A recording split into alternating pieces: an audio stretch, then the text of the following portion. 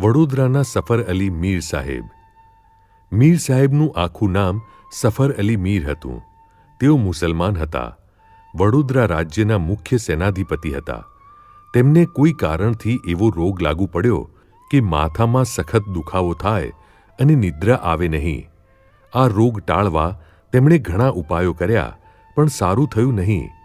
તેમણે કેટલાય પીર પૈગંબરોની માનતા કરી, તો પણ શાંતિ થઈ નહીં. છેવટે જૂનાગઢના સુપ્રસિદ્ધ દાતારની માનતા માની. દાતારની યાત્રાએ ગયા અને ત્યાં ઘણા ઈલાજો કર્યા. થોડો સમય મોટા મોટા ફકીરોની સેવા કરી, છતાં પણ તેમને નિદ્રા આવી નહીં. જૂનાગઢથી પાછા આવતાં વચ્ચે ગઢપુર આવ્યું. સવારનો સમય હતો. દિવસ ઉગતા પહેલાં ઉગામેડીના માર્ગે રાધા વાવ છે, ત્યાં નમાજ પડવા બેઠા. નમાજ પઢીને તસ્બી એટલે કે માળા ફેરવવા લાગ્યા. તેને 3 મહિનાથી નિદ્રા આવતી નહોતી, પણ આજે તેના અંતરમાં કોઈ અગમ્ય શાંતિનો અનુભવ થવા લાગ્યો. ઘડીક વિશ્રામ લીધો ત્યાં તો નિદ્રા આવી ગઈ. બેઠા થઈ વિચાર કરવા લાગ્યા. કુરાનમાં એમ લખ્યું છે કે જ્યાં ઓલિયા પુરુષ હોય ત્યાં પીડાનો નાશ થાય ને મનમાં શાંતિ થાય, માટે આ જગ્યાએ કોઈક ઓલિયા હશે. રાધા વાવની વાડી સચ્ચિદાનંદ સ્વામી સંભાળતા અને ત્યાં રહેતા. મીર સાહેબે તેમને પૂછ્યું, અહીંયા કોઈ મોટા સત્પુરુષ રહે છે? સચ્ચિદાનંદ સ્વામી કહે, અહીંથી થોડેક દૂર ગઢડા ગામ છે, ત્યાં સ્વામિનારાયણ સાક્ષાત ભગવાન રહે છે ને તેમનો આ રાધાવાડી નામનો બાગ છે. આ સાંભળી મીર સાહેબ ખુશ થયા અને મિયાનામાં બેસી ચાલ્યા. તે ચાલતા ચાલતા મનમાં વિચાર કરે છે કે આપણે સ્વામિનારાયણને મળવું તો ખરું. ભલે મુસલમાનની કિતાબમાં ખુદાનો અવતાર નથી લખ્યો, પૈગંબરોના અવતાર લખ્યા છે, પણ હિન્દુ નારાયણ સ્વામીને સાક્ષાત પરમેશ્વર કહે છે, માટે મારે તેમની પરીક્ષા લેવી. એમ વિચારી તેમણે 5 સંકલ્પો કર્યા. 1. હું તેમની પાસે જાઉં ત્યારે તેઓ ઉગમણે મોઢે ધાબળી પર બેઠા હોય. 2. તેમનું મસ્તક ઉઘાડું હોય. 3. મારું નામ લઈને મને બોલાવે. 4. રીંગણાનો ઢગલો પાસે પડ્યો હોય. 5. દહીંનું દોણું મને આપે. મારા આટલા સંકલ્પ પૂરા કરે તો પરમેશ્વર ખરા. એવો વિચાર કરી ઘોડે ચડ્યા. પોતાના 4 આદમીને સાથે લઈ દાદાના દરબારમાં આવ્યા. શ્રીહરિ ઉગમણા બારના 2 ઓરડા મધ્યેથી દક્ષિણ તરફના ઓરડાના વચલા ખંડ પાસે કાળો ધાબળો નંખાવી પૂર્વ મુખે ઉઘાડા મસ્તકે બિરાજ્યા હતા. મીર સાહેબ જેવા આવ્યા કે તેમને જોઈ અંતર્યામી પ્રભુએ તરત જ સમીપ બોલાવતા કહ્યું, આવો આવો મીર સાહેબ, અમે તમારી જ રાહ જોતા હતા. મીર સાહેબને પોતાના નામના સંબોધનથી આશ્ચર્ય થયું. તેમના પહેલા 3 સંકલ્પ પૂરા થઈ ગયા. તેમને બેસવા માટે જાજમ ઉપર પાર્ષદોએ ચાકડો નાખી દીધો, તે ઉપર બેઠા. શ્રીહરિની પાછળ જમણી બાજુ રીંગણાનો મોટો ઢગલો જોયો. આમ એક પછી એક તેમના સંકલ્પ સત્ય થવા લાગ્યા. તેમના અંતરમાં આહલાદક શાંતિનો અનુભવ થયો. મીર સાહેબ મુમુક્ષુ હતા, બુદ્ધિશાળી હતા. તેમને થયું કે નક્કી આ પરમાત્મા છે.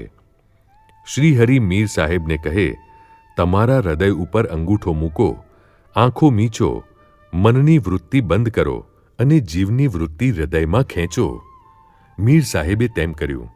તેમના હૃદયમાં પ્રકાશ થયો. પ્રકાશમાં તેમણે દિવ્ય સિંહાસન જોયું. તેમાં ખુદા રૂપે શ્રીહરિને દીઠા. અગણિત પૈગંબર સ્તુતિ કરતા ભાળ્યા. તે જેવા કુરાનમાં ખુદાને કહેલા છે તે પ્રમાણે જોવામાં આવ્યું. તે આ આશ્ચર્ય જોઈ ઘણા વિસ્મય પામ્યા અને પોતાને કૃતાર્થ માનવા લાગ્યા. મીર સાહેબના અંતરમાં એક પ્રશ્ન ઘોળાતો હતો કે પરમાત્મા આ પૃથ્વી ઉપર આવતા નથી એવું કુરાનમાં લખ્યું છે, તેનું કેમ સમજવું? આ પ્રશ્ન તેમણે શ્રીહરિને પૂછ્યો. શ્રીહરિએ તેમને વિસ્તારથી વાત કરી. પછી કહ્યું, મીર સાહેબ, ખુદા પૃથ્વી ઉપર અનેક જીવોનું કલ્યાણ કરવા પ્રગટ થાય છે, ત્યારે મનુષ્ય જેવા જ દેખાય છે, પણ તેમનું સ્વરૂપ દિવ્ય છે. તેમને તે રીતે ઓળખીને જો તેમનો આશ્રય જીવ કરે તો તેનો જરૂર મોક્ષ થાય. શ્રીહરિના આ શબ્દોથી તેઓ કૃતકૃત્ય થઈ ગયા. મીર સાહેબ કહે, હે મહારાજ, તમે તો ખુદા છો અને પરમેશ્વર છો, તેમાં કાંઈ શંકા નથી. મીર સાહેબના 4 કારભારીઓને પણ આવા જ દિવ્ય દર્શન થયા હતા. દાદા ખાચરે તેમને જમવાનો આગ્રહ કર્યો ત્યારે મીર સાહેબ કહે, હાલ રમજાન માસ છે, માટે સાંજે રોજા ખોલી જમશું. શ્રીહરિએ દાદા ખાચરને કહ્યું, મીર સાહેબ માટે દહીંનું દોણું અને રીંગણા લાવો.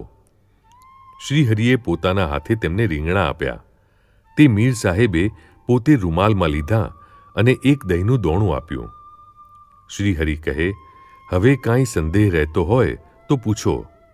મીર સાહેબ કહે, તમે તો સાક્ષાત અલ્લાહ છો, હું તો તમારો ગુલામ છું, ખરેખર તમે સર્વ ખલકના માલિક છો.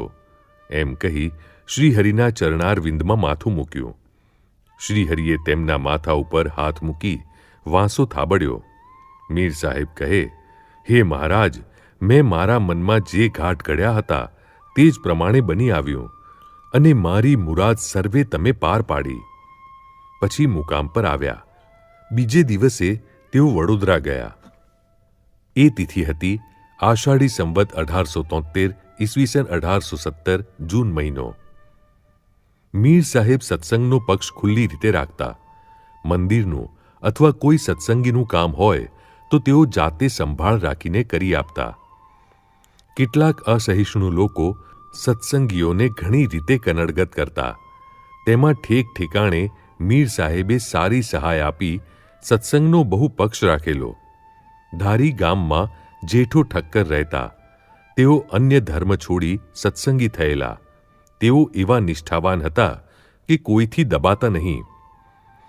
જેઠો ઠક્કર ચુસ્તપણે ધર્મ નિયમ પાળે અને નીતિથી વ્યવહાર કરે, તેથી લોકોને તેમના તરફ બહુ સદ્ભાવ હતો. સ્વામિનારાયણના દ્વેષીઓ જેઠા ઠક્કરનું ભક્તપણું દેખી શક્યા નહીં. તેમણે અધિકારી અમલદારોને મળી જેઠા ઠક્કરને ખોટી રીતે વાંકમાં લઈ લીધા અને નજર કેદમાં નાખ્યા. 2-3 દિવસ થઈ ગયા, પણ તેમને ઘરે જવા આવવા દીધા નહીં, તેમજ સગા સંબંધીઓને પણ મળવાની બંધી કરી હતી. જેઠાભાઈ તો ભારે દ્રઢતાવાળા પાકા સત્સંગી હતા. પૂજાપાઠ કર્યા સિવાય અન્ન જળ લેવાય જ નહીં. આવી દ્રઢ ટેકને લીધે જેઠાભાઈએ 2-3 દિવસથી અન્ન જળ બિલકુલ લીધું ન હતું. છતાં તે નિર્દય લોકોએ તેમને છોડ્યા નહીં. એવામાં કોઈ કામ પ્રસંગે મીર સાહેબ ધારી આવ્યા, કારણ કે ધારી ગામ એ ગાયકવાડી રાજ્ય નીચે આવતું હતું. જેઠાભાઈ સરકારી મોદીખાનું રાખતા, તેથી મીર સાહેબના જાણીતા માણસો તેમની દુકાને ગયા, પણ મોદી હાજર નહીં અને દુકાન બંધ હતી. પૂછપરછ કરતા માલુમ પડ્યું કે તેમને નજર કેદમાં આ રીતે રાખ્યા છે. મીર સાહેબે પોતાના માણસો દ્વારા આ વાત જાણી. તેઓ તત્કાળ લશ્કરી પહેરવેશમાં મારતે ઘોડે જેલ પાસે પહોંચ્યા. એક હાક મારી અને જેલના અધિકારીને બોલાવ્યો. અધિકારીએ મીર સાહેબને ઓળખ્યા. તેના મોતિયા મરી ગયા. તેને થયું કે મને નોકરીમાંથી કાઢી મૂકશે. મીર સાહેબે અધિકારીને કહ્યું, તે આ ભગતને ખોટી રીતે હેરાન કરીને કેદ કર્યો છે, તેનું ફળ તું જાણે છે? આ સાંભળી તે ધ્રુજવા લાગ્યો. તેણે મીર સાહેબને સલામ કરી પોતાની ભૂલની માફી માંગી અને તત્કાળ જેઠાભાઈને કેદમાંથી છોડી મૂક્યા.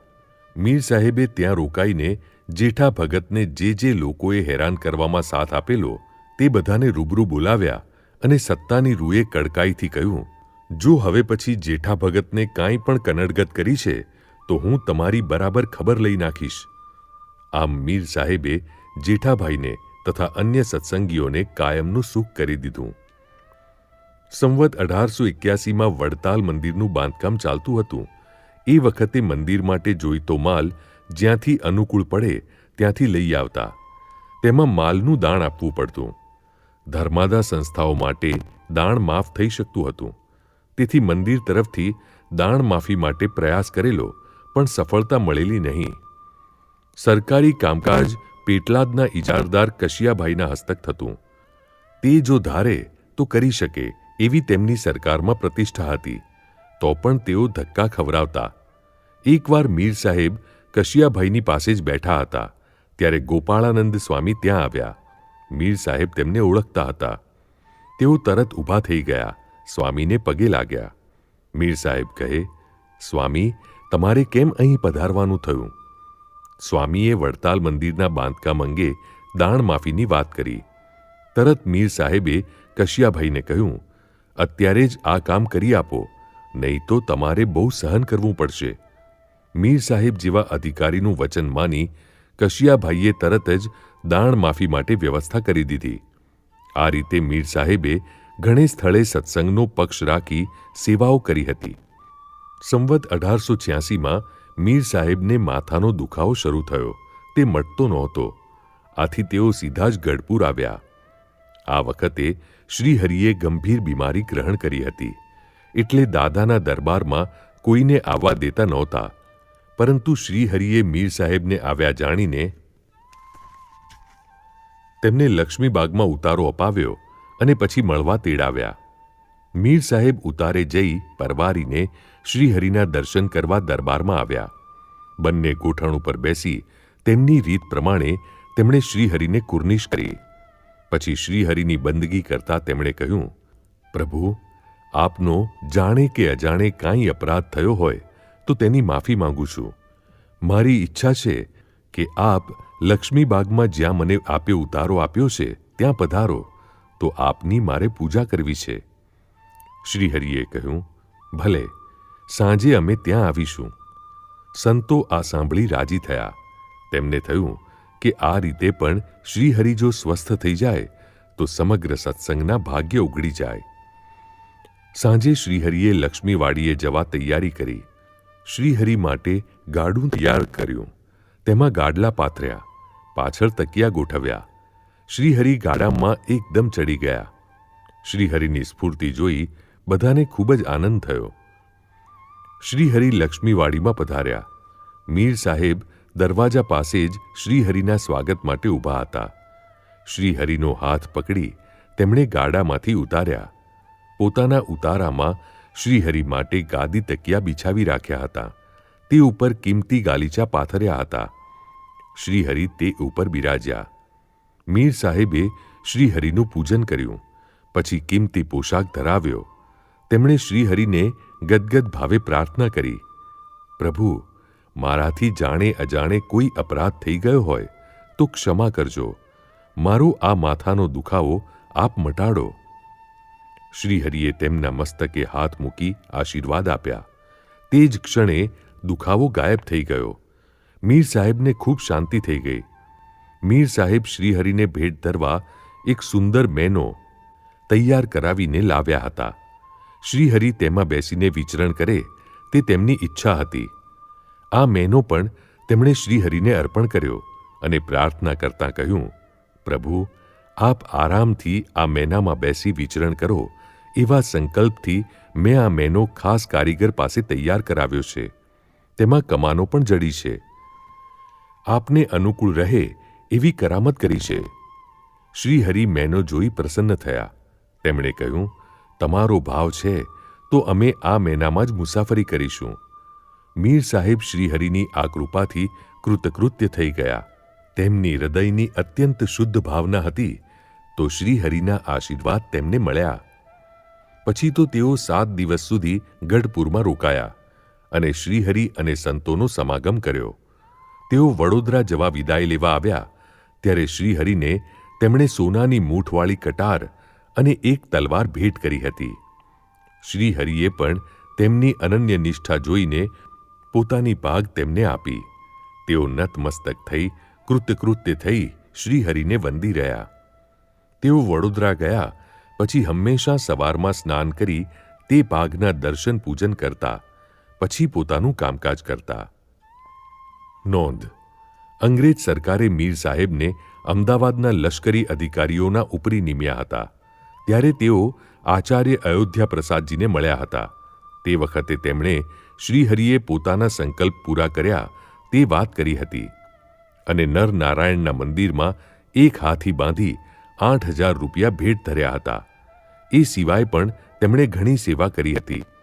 મીર સાહેબ પોતાના નિવૃત્તિ કાળમાં અમરેલીમાં રહેતા.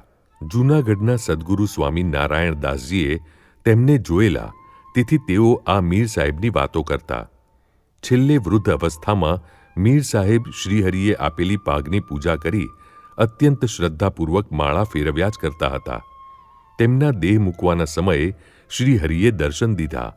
મીર સાહેબ સૌને જય સ્વામિનારાયણ કહી શ્રીહરિ સાથે અક્ષરધામમાં બિરાજી ગયા.